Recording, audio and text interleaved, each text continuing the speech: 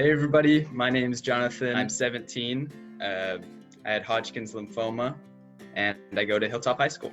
A couple things that I do to keep myself sane, especially during quarantine, is I like to play tennis. I haven't done that for over a year, unfortunately. Or I did on one occasion, but it doesn't really count.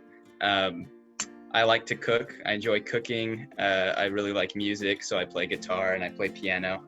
I really enjoy swimming. Those are just a couple of the different things that I like to do and enjoy life with.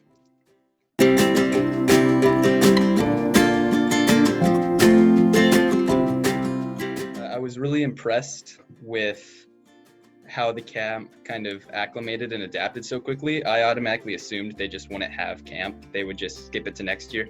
But the fact that they kind of kept their head up and they said, you know what, we're going to try to make camp as amazing as we can, even though it's online. I thought that was really amazing.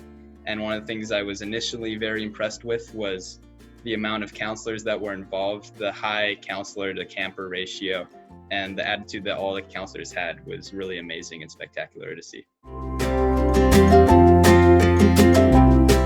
So I heard about Camp Reach for the Sky through SOMFAB. They're very interwoven. There's a lot of counselors that do both SOMFAB and Camp Reach for the Sky. And I had heard lots of good things about it from campers, from counselors, from nurses at Radies that see kind of the transformation Camp Reach for the Sky creates for a lot of the campers who are out of treatment.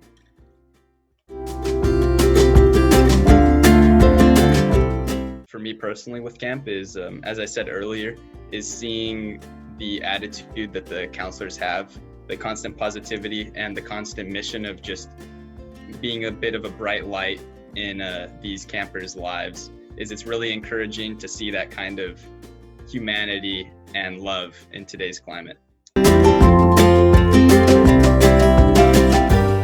Camp Reach for the Sky is important because they kind of highlight, I think, an important part of the cancer journey for a lot of campers, which is post-treatment, is when they're not having those constant visits at the hospital with nurses they know and surrounded by all that love, is sometimes I think that kind of that attention that they're used to is gone and the love that and support they're used to having.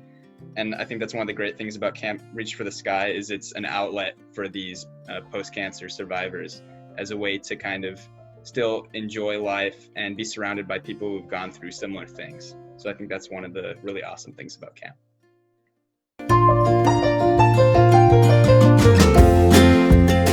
I'd probably say heart, because everything that's done at camp is used, they use their heart. Every little thing, every big thing, every single part of camp, the administration, the videos, the cooking, every single interaction I've had with camp is the person that's representing it or that I'm in contact with is they're pouring their entire heart into the project, which is, I think, a really good representation of what camp is it's a lot of heart.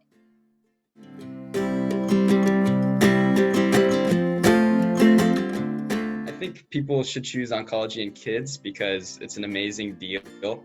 It's an amazing experience that any cancer survivor that's eligible should take advantage of.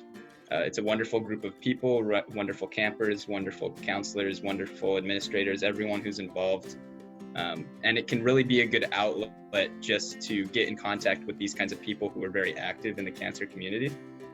So I think, especially if you're someone who might not be going to SOMFAB or doing a lot of these cancer groups or just staying involved with a lot of these support systems, I think it's a great kind of starting place to kind of get back into it and maybe potentially even give back as a counselor. Oncology in kids and Camp Reach for the Sky make a difference.